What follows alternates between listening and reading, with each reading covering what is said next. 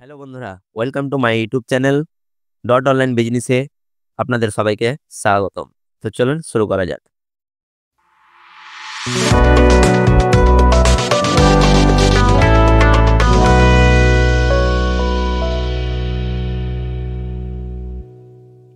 Morning shift করা হলো আরো সহজ। আনলিমিটেড ডেটা সহ সুপার হিরো 365 এর সাথে পান 2 GB পার দিন প্লাস আনলিমিটেড ডেটা রাত 12টা থেকে দুপুর 12টা পর্যন্ত 28 দিনের জন্য।